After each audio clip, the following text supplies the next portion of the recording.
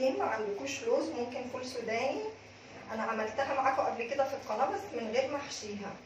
انا كان عندي اللوز بس قلت عشان اللي ما عندوش، بس انا النهارده ممكن احشيها. تمام. هعمل ايه بقى؟ هفضل اقلب كده ولحد ما يدخل الجوز في اللبن. طبعا حسيت ان هي نشفت ومحتاجه لبن تحطي، حسيت ان هي طريه ومحتاجه جوز تزودي جوز. تمام. وهبقى اعمل معاكم بعد كده ان شاء الله ترافل الشوكليت، ترافل الشوكولاته اللي هي كور الشوكولاته اللي زي الفريرو روشيه، وهبقى اعملها معاكم في البيت ان شاء الله. هي سهله جدا على فكره، مش بتاخد وقت ولا مجهود. شايفين؟ خلاص كده ما عادش محتاج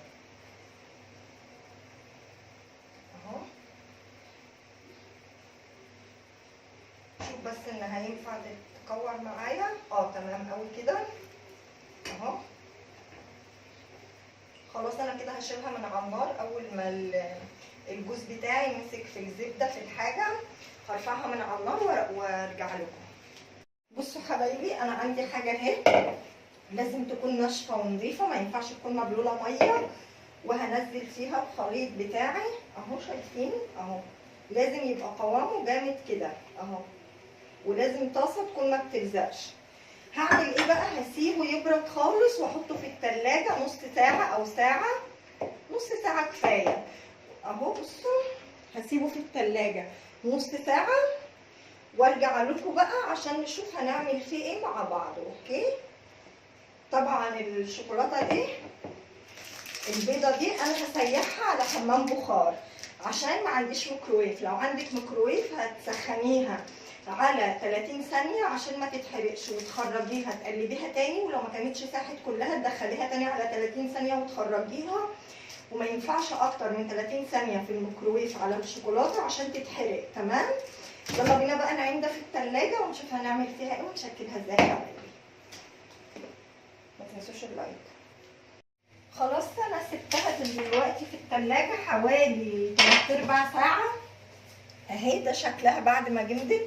انا هنزلها بس في طبق كده عشان تشوفوا شكلها اهو. بصوا لازم تبرد عشان تعرفوا تتحكموا فيها. عندي شوكولاته بيضه اهي سيحتها اهي، ولازم يعني لازم الخطوه دي عشان يبقى طعمها زي اللي بنجيبها من بره. وعندي جوز هند عشان نعملها فيه بعد ما نحطها في الشوكولاته. وعندي ورقه زبده عشان اطلع عليها عشان شكلها ما يغيرش. ولو مش عندك ورقه الزبده دي ممكن تطلعيها على كيس التلاجة، تفتحيها وتفرديها وتحطي عليها. تمام. وعندي حبه ميه عشان ده خليط لزج اعرف اشكله كويس من غير ما شكله يبوظ معايا. تمام. اول حاجه هعمل كده ايدي في الميه بسم الله، وبعدين اخد طبعا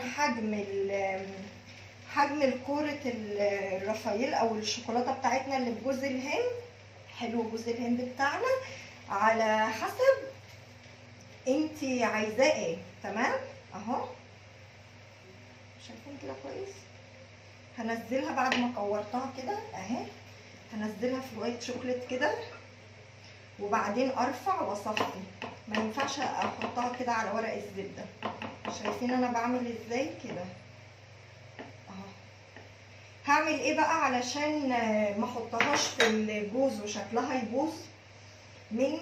هرش جوز كده كده عشان اللي احطها هرش عليها من فوق بس، ومن تحت اهو انا حاطه تحتها هيلزق في كله اهو.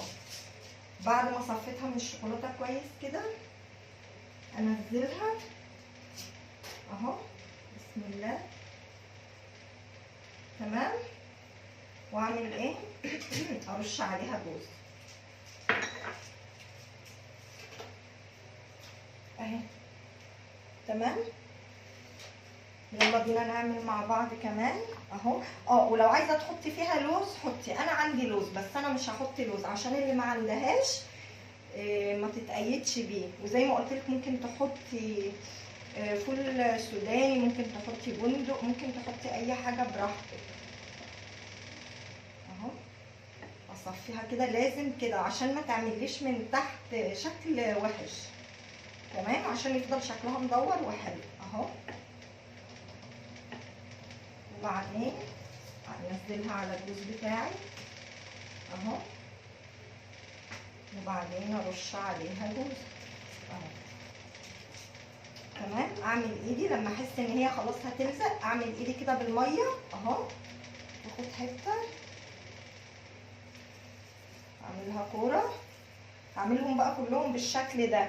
وبعدين اسيبها طبعا في التلاجة، انا عايزاها تمسك في بعضها. وبعد كده ممكن احطها بقى، عارفين الشكل بتاع الورق بتاع الكب كيك في منه صغير، ممكن يبقى شكلها حلو تحطيها فيها. ممكن في ورق اللي هو اللي لونه الذهبي ده، ممكن تسيبيها كده في علبه محكمه الغلق زي ما انا بعمل.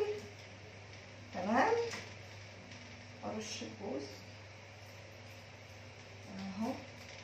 ممكن ادحرجها كده لو انا عايزه في الجوز اللي انا حاطاه ده، بس الشوكولاته هتروح منها. اوكي اهو حبايبي كده كده. لازم اكورها كويس ما يبقاش فيها فراغات.